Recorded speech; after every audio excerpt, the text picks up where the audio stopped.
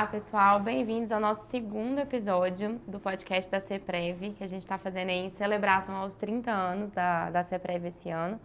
Se você não assistiu o primeiro episódio, recomendo que volte e assista, porque tem muita coisa legal que a gente falou no primeiro episódio. E aí eu vou só, então, para quem não viu o primeiro episódio ainda, mas com compromisso de voltar lá e ver, estou com convidados muito, muito especiais aqui na mesa. A gente está com toda a diretoria da CEPREV e a Michele, nossa convidada especial, falando um pouquinho sobre longevidade. Bom, eu já vou começar então, né, jogando uma pergunta aí para a Michele. Michele, o estilo de vida é responsável pela maior parte do que somos na construção do envelhecimento. Como esse cenário se conecta ao protagonismo, trazendo qualidade para o longeviver? Gostei dessa palavra, longeviver. Longeviver, adoro. É isso aí, o que a gente está buscando, né? Não é? Então, pessoal, eu acho que tem aí duas palavras, duas expressões, né? O estilo de vida é uma expressão que eu queria marcar aqui com vocês. E depois eu vou falar um pouco sobre protagonismo e como elas se conectam. Alguém que sabe qual é o percentual que a gente tem hoje de representatividade do estilo de vida na construção desse envelhecimento? 50, 30, 20, 10? Quanto? Não tenho ideia. Não? 70% do que a gente vai ser, ou do que a gente já é, dependendo de quem nos escuta, que já está vivendo, né, a sua velhice, é ou foi construído pelo estilo de vida que a gente sustentou ao longo de toda uma vida. Os outros 30% são uma mistura de genética com ambiente. Ambiente significa o meio que você cresceu, né? Então, se tem pessoas que falam de, por exemplo, irmãos gêmeos separados, né? Ele cresceu num ambiente completamente diferente do outro. Obviamente, isso vai fazer diferença no impacto. Condição genética, quantas vezes a gente tem doenças que são genéticas, etc. Mas isso é 30%. O que significa que a maior parte depende de quem? De nós. Porque pessoa. quem dita o estilo de vida Somos nós. E estilo de vida da nossa saúde, estilo de vida das nossas redes de relação, estilo de vida que a gente constrói quando a gente toma decisões financeiras, né? Porque dependendo se a pessoa tem um caráter mais poupador ou é uma gastadora, o estilo de vida dela ali de muitos excessos ou de um estilo um pouco mais regrado. Então, finanças se aplica a esse conceito de estilo de vida também. Mas como é que a gente encontra isso com o protagonismo? Existe quase uma visão na cultura de vitimismo em relação à velhice, tipo, meus melhores anos já se foram, tudo que eu vivi já foi, eu não posso fazer mais nada agora, nessa altura da vida. Então, quando a gente olha que o protagonismo, ele acompanha todo o curso de vida, isso significa que eu como jovem, eu como adulta, sou envelhecente, porque estou envelhecendo desde o dia que nasci. Mas a pessoa que já passou dos 60, ela também pode assumir as rédeas da vida ou continuar assumindo as rédeas da vida e tomar decisões conscientes. Nós estamos falando de protagonismo. Protagonismo exige presença. A gente se sentir presente na própria vida. E não ir sendo levado. Vocês já repararam que às vezes a gente é levado pela vida? Você trabalha, faz um negócio aqui, quando você vê, o dia acabou. O que você tomou de decisão consciente por você? Pela busca de um estilo de vida de fato, promotor de longevidade na sua vida, né? Com qualidade. Então, acho que esse é um ponto que a gente precisa pensar muito. E as finanças, de forma ativa, para a gente não só sobreviver, mas a gente poder viver bem, como a gente falou no final do último episódio, né? É o típico, né? Assim, não façam o que Zeca Pagodinho falava, né? Não deixa a vida me levar, a vida leva eu. Não façam isso. Não, deixa eu levar a minha vida. Resumindo, né? Não façam isso. Eu levo a minha vida. Tome as rédeas, né? A gente que tem que levar a nossa vida, né? Exatamente. E aí, Mirna, você tá aí muito próxima no dia a dia, né? Da galera, tanto que tá se planejando, quanto quem já está usufruindo desse benefício. E eu queria que você contasse pra gente como que a proatividade na gestão do plano da Previdência pode prevenir a frustração de benefício e garantir um futuro financeiro mais seguro. Moisa, essa é uma pergunta muito interessante, sabe? Porque para você ser proativo na gestão, na previdência privada, você tem que assumir a sua gestão, assumir a responsabilidade da sua gestão financeira. Como? Né? Seja fazendo contribuições, de forma... E quanto mais cedo, melhor. Então, você precisa iniciar, né? Desde o início da sua vida laborativa, você fala, olha, eu já preciso poupar, né? Para pensar no futuro. E a Previdência é uma poupança e que ela ainda tem até o benefício das patrocinadoras, da empresa. Ela contribui junto com você.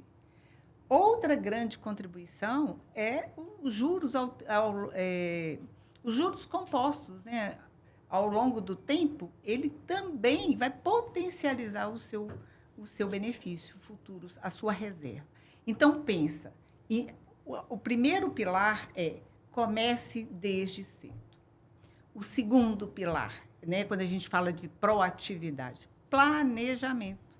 Você precisa planejar e esse planejamento ele passa por uma autoavaliação. Qual que é essa autoavaliação? Puxa vida, quando eu estiver lá com os meus 80, 70 anos, 80 anos, quanto eu quero ter de benefício? Qual é o percentual que eu gostaria de ter do meu salário atual? Vou querer ter um benefício de aposentadoria, 60% do meu salário atual. Puxa vida, essa contribuição que eu estou fazendo hoje, eu vou alcançar? Então, precisa de planejamento. Precisa de ação, né? Então, eu preciso atuar. Então, ou seja, em suma, é você ser consistente, disciplinado, né? Precisa, sim, de muita disciplina. E nós, lá na CEPREV, nós temos ferramentas para te auxiliar, né? Nós temos hoje os nossos simuladores, que ele consegue fazer uma simulação de qual é o benefício futuro. Mas se eu aumentar meu percentual de contribuição, eu vou atingir qual o valor do benefício? Então, nós temos os nossos simuladores. Nós temos os nossos relatórios de desempenho, que traz todos os nossos... nossa performance, né? Nossa rentabilidade, o quanto que nós estamos tendo de retorno. Isso vai te direcionando para o volume de recurso que você vai ter no futuro, né? Nós temos a nossa equipe de relacionamento extremamente qualificada, que hoje, né, com o nosso portal totalmente automatizado, a nossa equipe ela está agindo como consultores individuais. Então, busque a CEPREV, busque os nossos profissionais, que eles vão ali fazer a análise individual da sua situação.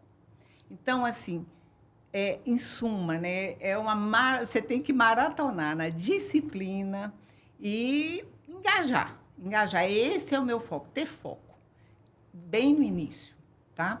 Ao nosso assistido, eu ponho aqui uma consideração. Né? Seu saldo hoje, ele vai durar quanto tempo? Então, você também, assistido, precisa atuar. Você também precisa pensar, fazer uma conta simples. Divida seu saldo residual pelo benefício mensal. Isso vai durar quanto tempo? Então, exige também de você, assistido, nosso aposentado. Temos tempo, né? Esse saldo é suficiente? Mirna, e tem um ponto importante que você trouxe, que muitas vezes as pessoas deixam, né, quando pensam em previdência, pensam, não, se a previdência estiver rendendo bem é suficiente. Mas hoje, em média, tá, se você pegar, e aí não estou falando na CEPREV, mas como todo dentro das previdências, mais ou menos 60% a 70% da reserva que a pessoa aposenta não veio do rendimento, veio da contribuição. Porque vamos fazer um pensamento simples. Se a pessoa contribuir com muito pouco, mesmo rendendo muito, não vai levar a lugar nenhum. Agora, se ela contribui bem, vai aumentando isso ao longo da vida, cria a disciplina que a Mirna está trazendo, isso vai ser possível de, junto com a rentabilidade, conseguir chegar a algum lugar interessante. Então, não pode, né, pensar, contribuir, pronto. Não funciona bem assim. E assim, né, a CEPREV, vocês têm as ferramentas, vocês têm o conhecimento técnico, né? Mas a decisão é da pessoa, né? Seja do ativo que ainda está trabalhando, né? Ou seja do assistido. Então, a decisão é de cada um, né? Vocês têm as técnicas, as melhores formas de gerir, mas a decisão é toda nossa, né? Sem dúvida. Exatamente. Exatamente. E aí eu vou emendar também numa pergunta para a Michele, de como que a revolução do cuidado impacta a longevidade, destacando a conexão com essa dimensão financeira. Então, ouvindo aqui, aprendendo com vocês, me veio a conexão imediata dessa primeira frase que eu vou trazer para a nossa reflexão com o que vocês acabaram de dizer. Será que as pessoas estão preparadas para pensar em se pagar no futuro? Porque a gente pensa no hoje e fala assim, não, hoje eu estou pagando minhas contas, estou fazendo as coisinhas que eu quero, tal. Mas, quando a gente olha para esse investimento, para essa contribuição que é feita, sobretudo num contexto que eu vou dizer assim, privilegiado, de que a empresa também contribui, porque a maioria dos brasileiros não tem essa possibilidade, né? Inclusive eu, tá, gente? Então, pensa, eu preciso olhar para o que eu vou ser no futuro para eu conseguir entender o seguinte, eu preciso me pagar. A primeira coisa que tem que ir lá na minha planilha, lá, não é assim, o que sobrar eu vejo o que dá para fazer. Não, é que ó, esse aqui é minha conta de eu estou me pagando lá no futuro para eu poder viver. E para quem já é o assistido, como você trouxe, trabalhar nessa perspectiva de, peraí, eu fiz um planejamento, mas com essa extensão de vida, talvez ele não seja o suficiente. Eu preciso de apoio para repensar isso aqui, né? Para me pagar nesse futuro, mesmo para quem tem 60, o futuro dele pode ser mais 40 anos, não é isso? Então, acho que tem uma coisa disso. Mas como é que começou a mudança de paradigma para a gente usar o termo revolução do cuidado? Porque com o aumento da vida, da extensão da vida, vem também o aumento de demandas de cuidado. Porque a gente tem que estar preparado como sociedade, como indivíduo, para em algum momento da vida a gente precisar de cuidado.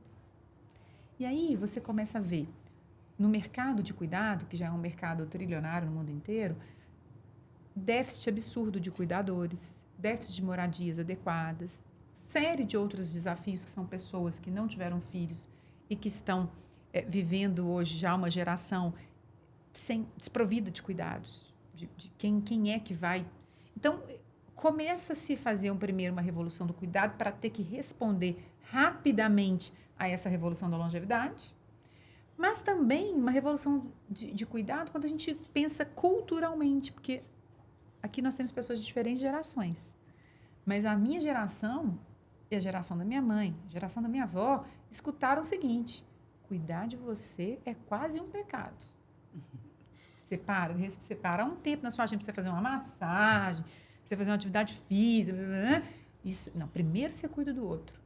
Fora as questões religiosas, culturalmente também presentes, do pecado, de cuidar de si mesmo. Então, a gente tem uma cultura aí que não ajuda a gente se colocar como protagonista do cuidado. E se a gente também não olha para o cuidado nas nossas relações e não cultiva isso, e aí homens principalmente, que não são seres naturalmente vocacionais para o cuidado, vamos dizer assim, bem sutilmente, né, gente? O que você vai construir de reciprocidade? Se você pensar no futuro, quem que vai ser a minha rede de cuidado? Quem que eu posso pegar no celular aqui para falar assim, olha, eu estou precisando de apoio, de cuidado, até saber pedir e saber ser cuidado. Então, vocês entendem quantos elementos essa revolução do cuidado precisa trazer para a gente lidar com a revolução da longevidade? Né? E finanças é o gesto maior de cuidado com a gente mesmo. É a gente pensar, peraí, eu preciso começar de mim. Então, quando eu falo de autocuidado, eu também estou falando de autocuidado financeiro, com todas as reflexões que a gente está trazendo aqui. E que vão, provavelmente, nos ajudar a bancar o momento de fragilidade, se ele vier na nossa vida. Né? Então, acho que são muitos pontos aqui importantes para a gente poder refletir, mas acho que eu dei, pelo menos, um start aí. A situação financeira é primordial para ter cuidado. Primordial. Outro dia eu vi uma pesquisa que estava falando, que estava determinando, assim, me desculpa, Michele, se eu falar alguma bobeira, tá? Mas eu vou tentar trazer aqui. Estava tentando determinar o momento exato que as pessoas começam a envelhecer. Tem um momento exato, né? Você trouxe que é quando a gente nasce. Mas nesse estudo eles estavam trazendo o que impacta mais o envelhecimento, ou seja, o que faz a pessoa envelhecer mais rápido. E a questão financeira era uma. Sim. A instabilidade financeira era um ponto que faz com que você envelheça muito mais rápido. O estresse financeiro, que é uma expressão que existe hoje, ele é inversamente proporcional à saúde integral, né? Então, tem tudo a ver com isso que você está falando. Nós tivemos uma palestra com um médico, um geriatra, que fala sobre os 4 pilares, né, da saúde. A saúde financeira, a saúde emocional, a saúde física e até espiritual. Quando você tem isso em equilíbrio, você tem longevidade, você tem qualidade de vida, né? E aí ele traz até a questão assim, ó, a CEPREV está cuidando da sua saúde financeira, mas você está cuidando dos outros pilares? É o que você trouxe aí. Bem bacana. E eu acho que assim, a gente não pode criar uma ilusão de que a gente vai ser 100% perfeito em todas as dimensões. Porque senão o sujeito que está escutando a gente aqui fala assim, mas peraí, onde é que vai surgir esse ser humano que faz tudo perfeito? Não existe. Uma hora a gente vai estar melhor na saúde física, uma hora a gente vai estar melhor na saúde mental, uma hora a gente vai estar melhor na finança, uma hora a gente vai passar um percalço na vida e vamos precisar dispor, talvez, de alguma reserva.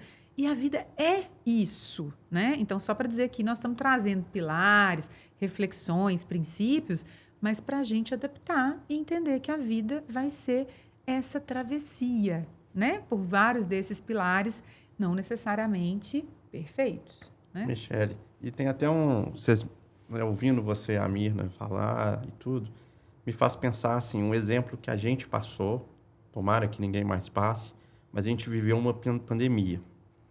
A pandemia, a gente pode dizer que a gente passou ali 1 ano, 2, sem viver, sobrevivendo. E aí a impressão que eu tenho quando a gente saiu da pandemia e viu muita gente é que o envelhecimento tinha, assim, explodido. E aí, quando a gente pega tudo isso que a gente está discutindo no episódio 1, agora no 2 e depois no 3, a gente vê o quê? Que o viver vai fazer a gente viver ainda mais. Então, você ter recurso para isso, para poder ter momentos agradáveis, ter lazer, preservar aquilo que você gosta e a qualidade de vida no final do dia, vai impactar ainda mais a longevidade. E, realmente, se você pegar mundialmente, tem um dado aí que muitas vezes não é interessante, que é o quanto que o dinheiro faz isso, o quanto que ele impacta. E, de fato, é comprovado que quem tem, mas não precisa ter dinheiro em excesso, não é isso, não é ser multimilionário, nada disso. Mas ter o suficiente para viver faz com que a pessoa viva mais. Né? Então, isso acho que é importante, essa reflexão sempre. Né? Bom, e aí voltando um pouquinho, né, para a questão do protagonismo, né, a gente vê que as gerações mais jovens, né, até surgiu agora uma expressão, né, que é o wellness, né, você vê essa busca da geração Z, os millennials, que é quem está agora, nosso maior público, eu acho que acredito que deve ser nessa geração, pelo bem-estar, pela saúde, mas eu acho que vale esse alerta para eles de que não é só o bem-estar e a saúde hoje, né, que é o bem-estar e a saúde hoje, amanhã e nesse futuro. E aí, Mirna, como que vocês, assim como a CEPREV, podem ajudar essas pessoas, esses jovens, que já estão nessa busca por prestar o wellness, por essa tal vida, né, esse bem-estar, mas para engajá-los e preparar esses participantes para esse futuro com mais qualidade de vida, pensar não só no agora, mas pensar no amanhã. A CEPREV, ela tem um programa de educação financeira e previdenciária. Então, a gente aposta muito nesse programa, porque ele tem como base 3 pilares, né, que é conscientizar, orientar e educar. Então, primeiro, quando a gente fala de conscientizar, é a conscientização da importância do planejamento, do pensar no futuro, do iniciar na formação da sua reserva desde o início da sua carreira. Então, mas como? Quais são os argumentos? O que eu tenho ali? Então, a previdência privada. Orientar mesmo, né? Como é que são as regras, o que você tem de benefício em cada plano, em cada regra. Então, por exemplo, quando a gente fala, né, a cada contribuição sua, a patrocinadora faz a sua paridade, todos sabem disso? todos conhecem esse benefício? Então, a gente precisa, além de conscientizar sobre o planejamento, a gente precisa orientar. E a gente orienta muito sobre as regras, as oportunidades que nós temos dentro dos planos, as oportunidades tributárias que a Previdência Privada traz. Então, essa orientação, a cada dia, a gente tenta intensificar e educar. Educar exige ação, né? Então, eu conheço, eu tenho já consciência, eu conheço, então agora eu tenho que agir. Então, eu tenho que ter planejamento, eu tenho que ter metas alcançáveis, elas precisam ser consistentes, elas não precisam ser metas inatingíveis. Não, a gente tem que ter metas e acompanhar esse planejamento, essa meta, o meu plano de ação. Ele está ali em dia, eu estou alcançando? Ah, não, teve um desvio. Eu não estou conseguindo. Retome. É aquilo que você falou, a vida não é tão certinha, a gente não consegue fazer a vida linear. Tem altos e baixos, mas se a gente retoma, então a CEPREV, ela auxilia muito todos os nossos participantes. E assim, Moísa, eu falo que cada atendimento é individualizado. A gente nunca gosta muito de fazer umas palestras assim, o plano de previdência é assim. Não, vem cá, vamos conhecer a sua situação, a sua individualidade, porque envolve ele, envolve a família, o comportamento, como ele lida com as finanças, como a família lida com as finanças. Porque na ausência dele, vai o beneficiário ali, o pensionista, seguir com a reserva dele. Então, estão bem educados e orientados? Então, é o nosso programa de educação previdenciária e financeira, que a gente tenta engajar. Eu estou querendo, acho que todo convidado de podcast deveria ser incluído. No plano. No plano. Hein, presidente? Deveria ser incluído no plano. Eu me candidato, viu? Para poder fazer parte. Não é? Quem investimento melhor que esse, gente? Nossa Você Senhora. Coloca o dinheiro, a empresa coloca o dinheiro. Ou seja, não tem rendimento maior do que esse, não. Precisar de um piloto, assim, de alguém para testar alguma coisa com vocês, assim, de fora, pode me escolher. Estou lá no primeiro dia. Tá joia, Michele. Não vamos esquecer de você. Bom, galera, de novo, nosso tempo está chegando ao final. A conversa está muito boa, mas a gente precisa encerrar o nosso segundo episódio. Mas tem mais um. Essa é a notícia boa. E a gente falou de muita coisa legal hoje sobre protagonismo, ou seja, como que cada um de nós pode assumir o protagonismo na nossa longevidade, na nossa preparação aí para o futuro. E a gente vai ter o terceiro e último episódio, que a gente vai falar sobre o tempo e a longevidade. E aí é basicamente como que o tempo é nosso aliado nessa preparação financeira para o futuro. Então, como que a gente usa o tempo a nosso favor, né? Então, eu já convido vocês para já terminar esse episódio, pega uma água, um café, já volta e já conecta no terceiro episódio, que eu garanto que a gente vai trazer muita informação legal. E agradeço a diretoria, a Michele, e a gente se vê daqui a pouquinho no nosso terceiro episódio. Até mais, gente! Tchau, tchau.